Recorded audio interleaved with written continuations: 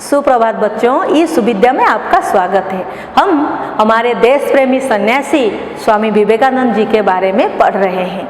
तो पिछले भाग में हमने ये पढ़ा कि कैसे स्वामी जी भारत के जो देशवासी हैं, जब 1857 में लोग एक बार कोशिश करके पराजित हो चुके थे अपना स्वाधीनता स्वतंत्रता पाने के लिए, तब वे लोग निराशा, आलस्य तथा कर्महीनता में डूब गए थे। तो उसी समय स्वामी जी ने कैसे अपने भाषा के जादू के माध्यम से, अपने प्रभावशाली व्यक्तित्व के माध्यम से भारत के देशवासियों को आह्वान किया, ललकारा, उन्हें जगाने की कोशिश की। तो बच्चों आइए उसके अगले भाग का आज हम अध्ययन करते हैं। एक बार स्वामी जी अमेरिका गए, वहाँ बड़ी धर्मसभा हो रही थी।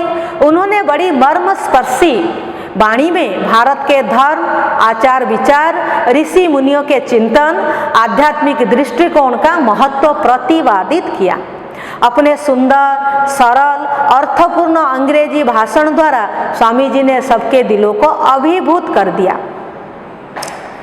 तो बच्चों देखिए, एक बार स्वामी जी अमेरिका गए थे। हम पहले पढ़ चुके हैं, जब उनके स्वभाव चरित्र, उनके जीवनी के बारे में हम लोग पढ़ रहे थे, उनके बारे में हम लोग उनके जीवनी धारा को आलोचना कर रहे थे। तब हमने पढ़ा था कि वो अमेरिका तथा इंग्लैंड तथा दूसरे देशों के लोगों को कैसे अपने वक्तव्य के द्वारा प्रभावित किया था।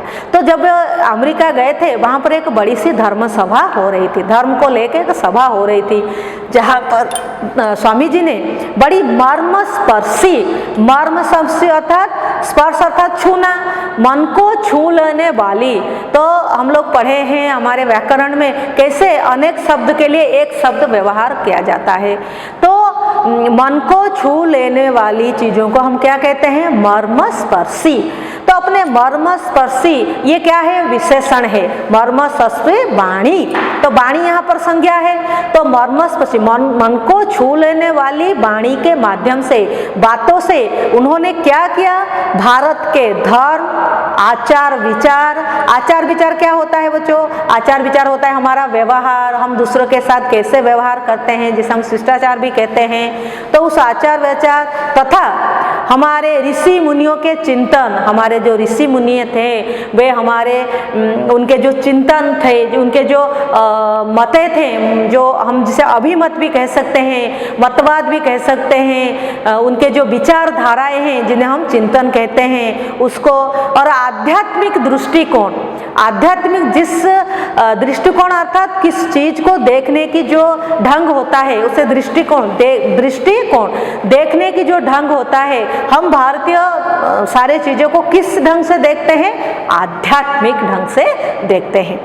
तो भारत के धर्म, आचार विचार, नीति नियम, ऋषि मुनियों के वाणी, विचारधारा तथा हमारे दृष्टिकोण को, जिन्हें आध्यात्मिक कहा जाता है, उनको, उनका महत्व, उनके मूल्यों को उन्होंने अमेरिका के धर्म सभा में प्रतिपादित किया। प्रतिपादन करना अर्थात प्रमाण करना। उन्होंने अपने वक्तव्यों के माध्यम से, अपने वाणी के माध्यम से भारत के दर्शन को, हम जिसे कह सकते हैं भारत के दर्शन को, इतिहास को, चिंतन को इसी धर्म सभा में प्रमाण कर दिखाया। अपने सुंदर, सरल और अर्थपूर्ण अंग्रेजी भाषण द्वारा, वे भारत के थे लेकिन सभी भाषाओं में उन्होंने अपनी क्षमता ले रखी थी। तो उन्होंने अर्थपूर्ण अंग्रेजी भाषण द्वारा स्वामी जी ने सबके दिलों को अभिभूत कर दिया। अभिभूत शब्द का अर्थ क्या है? मोहित करना, द्रवित करना, पिघलाना। तो उन्होंने वहां पर उस धर्म सभा में जितने अमेरिकी लोग थे उनको अभिभूत कर दिया, मोहित कर दिया, जैसे उन पर उन्होंने जादू कर दिया। अंग्रेजी भाषा के माध्यम से उन्होंने सरल सुंदर ढंग से भारत के चिंतन को, दर्शन को वहां पर प्रमाणित कर दिया। स्वामी जी 1 साल इंग्लैंड में रहे। आपके लिए प्रश्न आते हैं, स्वामी जी इंग्लैंड में कितने साल रहे? 1 साल रहे। वहाँ भारत के मालिक, जैसे कि आप जानते हैं भारत पराधीन था, किसके अधीन था? अंग्रेज लोगों के अधीन था। तो भारत के मालिक अंग्रेज विद्वानों को अपनी विद्वता से, विद्वान के अंदर जो गुण होते हैं विद्वता से प्रभावित किया। वे भी मान गए कि भारत में गरीब भले हैं लेकिन वह उच्च विचारों तथा चिंतन के धनु हैं, अगुआ हैं। अगुआ मतलब आगे हैं। तो भारत के लोग शायद धन में गरीब हों, लेकिन वे लोग मन में बहुत ही धनी हैं। वे अपने विचार और चिंतन को लेके बड़े ही प्रभावशाली है। ये सब किसने प्रमाणित किया? स्वामी विवेकानंद जी अपनी व्यक्तित्व के माध्यम से यह प्रमाण किया। स्वामी जी ने अपने असंख्य अनुयायियों को, जिसे हम ओडिया में कहते हैं अनुयोगी, अनुयायी अर्थात जो पीछे पीछे आते हैं उन्हें हम क्या कहते हैं? अनुयायी। जो अनुगमन करते हैं, हमारे पीछे जो अनुगमन करते हैं उन्हें कहा जाता है अनुयायी।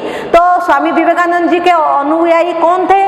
जो उनके व्यक्तित्व के द्वारा प्रभावित थे, जो उनके वाणी से प्रभावित होकर उनके लिए सब कुछ करने के लिए तैयार थे, उन्हीं के द्वारा बताए गए मार्ग पर, पथ पर चलने के लिए तैयार थे, उन्हीं को ही कहा जाता है अनुयायी। और वो कितने थे? असंख्य थे। उनके अंदर वो शक्ति थी, वो जादू थी, जिनके माध्यम से वो लोगों को प्रभावित कर पाते थे, इसीलिए उनके असंख्य अनुयायी थे। उन्होंने उनको मानव सेवा, ज्ञान तथा धर्म और प्रचार में लगाया था। रामकृष्ण परमहंस उनके गुरु थे। उन्हीं के नाम से उन्होंने रामकृष्ण मिशन बनाया। तो एग्जाम में आते हैं, रामकृष्ण मिशन किसने बनाया? रामकृष्ण मिशन स्वामी विवेकानंद जी ने बनाया। आज भी देश विदेश में उनकी अनेक संस्थाएं, संस्था से संस्थाएं, संस्था स्त्रीलिंग है, इसका बहुवचन हो गया संस्थाएं, जनता की सेवा में डटी हुई है।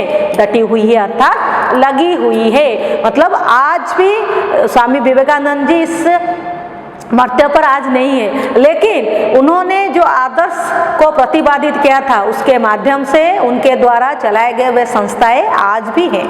देश विदेशों में भारत के नाम को रोशन करने वाले स्वामी जी जैसा कोई दूसरा नहीं है। हम तो पहले से कह चुके हैं कि वे अद्वितीय थे, उनका जैसा कोई द्वितीय यहाँ पैदा ही नहीं हुआ है। तो देश विदेश में भारत के नाम रोशन करने वाले वे अद्वितीय थे, उनका जैसा कोई दूसरा नहीं था। देश को आज़ाद करने में, उसे सदा जागृत रखने में ऐसे सन्यासियों का बड़ा योगदान रहा है। हम पहले पढ़ चुके हैं कि वे ऐसे सन्यासी थे जो देश के लिए मर मिटने के लिए तैयार थे।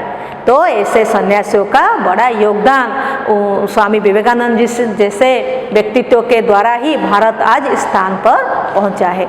तो बच्चों, यहाँ पर जो कष्ट शब्द है उसका आप अभ्यास कीजिए, उनको लेकर आप सार्थक वाक्य बनाइए। स्वामी विवेकानंद जी के बारे में और कहीं भी आपको अगर कुछ पढ़ने के लिए मिल रहा है उसे अच्छे से पढ़िए और उनको अपना आदर्श बनाइए। तो आज के लिए बस इतना ही। धन्यवाद।